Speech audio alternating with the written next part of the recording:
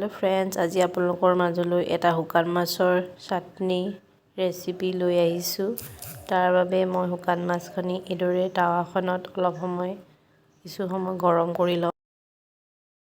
কিছু সময় ভজাৰ পাছত মাছখিনি মই এইদৰে কাঢ়ি থ'ম।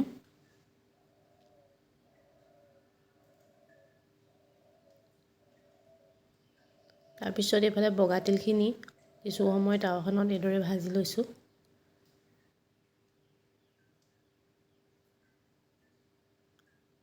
ভাজি ওলোৱাৰ পাছত এইফালে খুন্দনাটোত বগা তিলখিনি লৈ লৈছোঁ।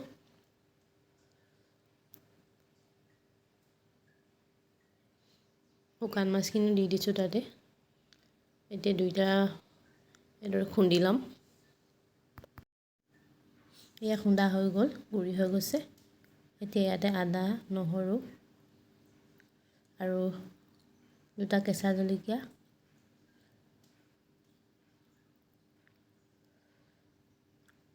দি দিম। আদা নহৰু দি লৈ এইদৰে খুন্দি লৈছোঁ। দুটা জলকীয়া দি লৈছোঁ। তাৰপিছত এতিয়া সোৱাদ অনুসৰি নিমখ দি দিম। সোৱাদ অনুসৰি নিমখ খুন্দি লৈছোঁ এইদৰে।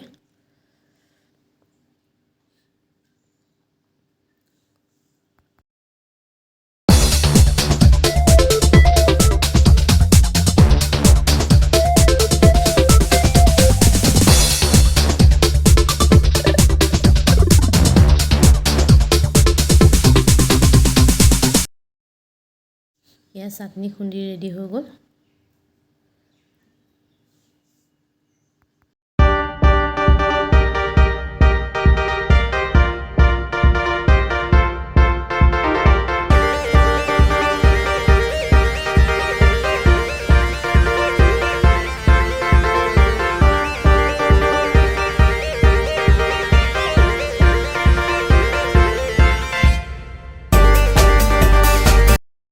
এতিয়া টেষ্ট কৰি চাইছোঁ, খাবলৈ বহুত টেষ্টি হৈছে। আপোনালোকে দৰে বনাই খাই চাব। যদি ভাল লাগে তেনেহ'লে প্ৰথমতে মোৰ চেনেলটো ছাবস্ক্ৰাইব কৰি ল'ব, লাইক কৰিব, কমেণ্ট কৰিব।